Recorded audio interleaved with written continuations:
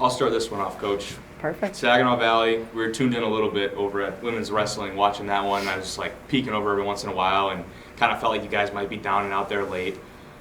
You weren't. You 11-0 run, you come back and really felt like you stole that one on the road. I don't know if you thought the same way, but just talk about that resilience from your squad to go in there and pull out that win.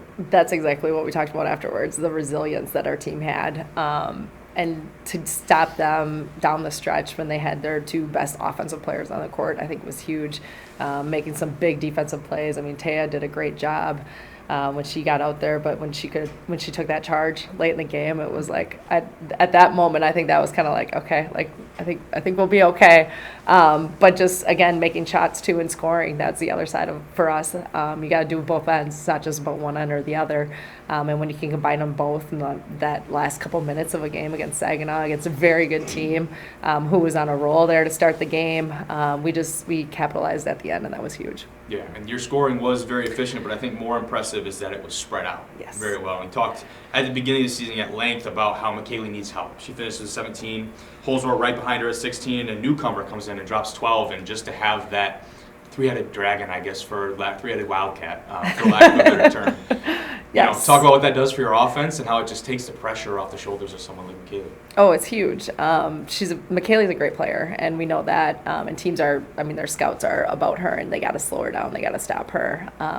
Mac has been doing a great job. Mackenzie's done a great job as a point guard, but now she's figuring out ways where she can score a little bit, and she's playing a ton of minutes, but she's being very effective with her minutes. And then Sarah came in. She's been battling injuries all year, but for her to come in and really contribute, I mean, that's what we wanted her to do. That's what we've been kind of waiting for her to do. We see it in practice all the time, and we keep telling her that she's got to score. She's got to score for us. In that game, it was kind of like, okay, Coach, I got it.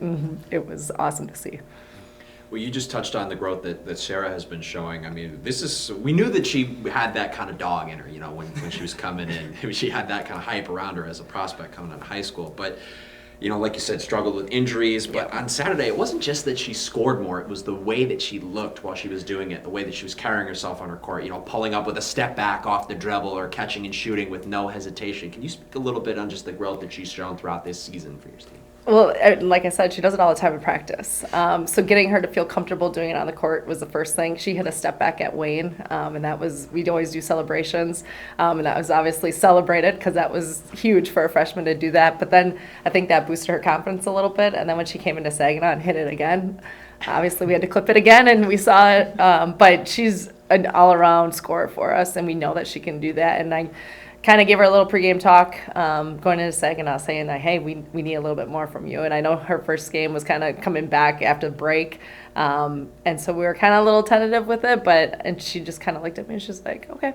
And she went out there and she did it, and she played very well, and she's got more to come, which is exciting for us, and we're really looking forward where she can go. So you go back to the start of the trip. Monday's game, in many respects, not a great one for the Wildcats. And that on a long trip like that, gone for an entire week, that kind of had the potential to really set the tone for the rest of the trip. Mm-hmm. And it did. Your squad just turned it around. They came out and they grinded out 2 tough conference wins. Yes. Like Coach Matt likes to say, winning on the road is tough.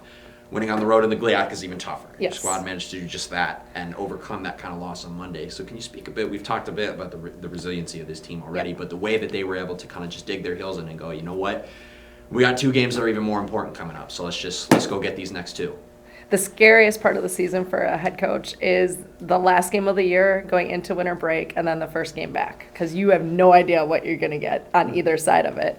And so coming back, we had a couple days of practice, obviously, before we went down, but just kind of tuning things up and, hitting our plays again and just kind of hitting refreshers as much as possible.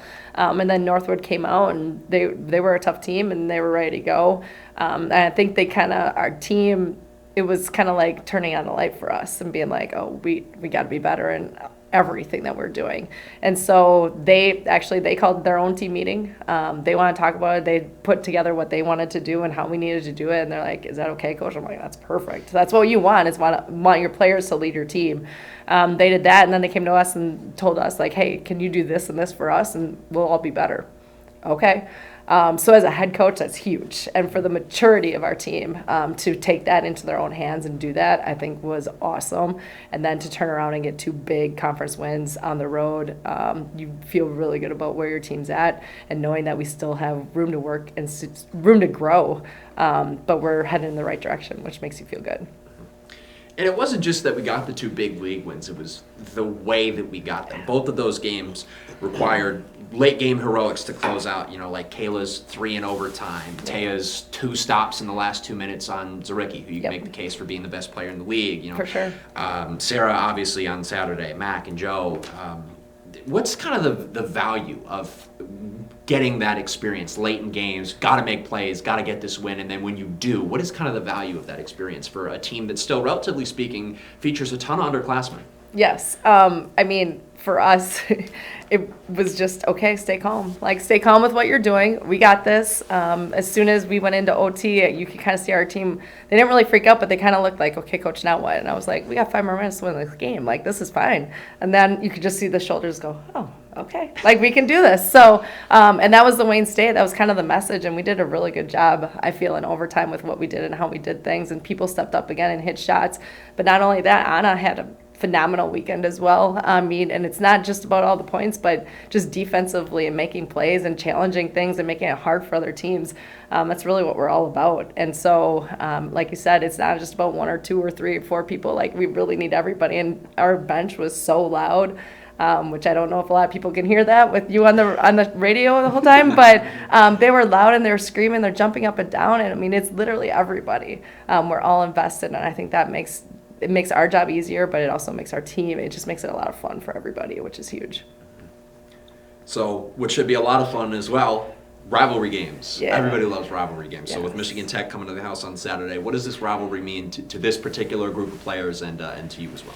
Oh, everybody, they know that they're coming. They know, obviously, your shirt says a lot, but that this weekend, it's one of those weekends that we watch them play every time that we play an opponent because we're watching their game from the game before. So you see them a lot throughout the year with what they're doing and how they're doing. They made the trip down to Kansas City when we went down to Kansas City. I mean, we've seen them a lot this year, and they know their players very well. Kind of like what Coach was talking about earlier. Like, they all know each other, and they're going back and forth. But our team is very hungry right now, and they know that they're coming into our house, and we got to play good and we got to play hard. It's going to be a very good game. It's going to be a tough game. It's not going to be easy for either side, and defense is going to be part of it. But we also got to find a way to put that ball in the hoop. Is going to be huge for us. So I would like to also ask you as well, like we asked Coach Matt earlier, a lot of players still banged up for you as well as we head into the new year, players who have been out in the more short term like Abby or in the long term from things that happened last year like Sam and CJ. Do you think there's any chance we see any of these girls moving forward perhaps in the relatively near future for your team? No. We're going to stick with who we have. We hope them to be a safe recovery and what they're doing. They're still hanging around. They're still involved with everything we do with the team, but their injuries are pretty bad. So we're just going to hang on to it, to play who we got and go with who we got on the court. But again, they're very invested when they're around. They're loud. They're involved. They support their teammates. They're still in all the texts and the group chats that we have going on. They're still a part of the program, which is very important, but yeah, it might be a little bit for them. And then I'd like to ask you as well. Yeah, Scott, were you about to ask the same question? I was going to ask the same one I ended with on the last press conference. Looking forward, next year you guys will be moving over to Van Animet Arena compared to the Barry, which isn't, it's admittedly not the best basketball environment. Correct. What is that going to mean for your program and the players? Are they excited for it? Are you excited for it? Yes, I think we're all excited for it. I think it's going to be a little bit of a change, but when we're going on the road and we're looking at the arenas now, you pay a little bit more attention to what you see on the road. I think it's going to be good, and like Coach said before too, I think we have a great crowd that come and support us, but they're a little spread out when we're over in the Barry, and if we can get them sitting a little bit closer together, it's going to make things a little bit louder. And even with the volleyball games, it's loud in there and it echoes in there, and it's a great home court. And if we can get that for basketball, I think that would be huge. I think we have that at times over in the Barry, but if we can get that in Vandeman, it's going to be even louder, which will make the environment better, and it will make our team, I think, a little bit more excited.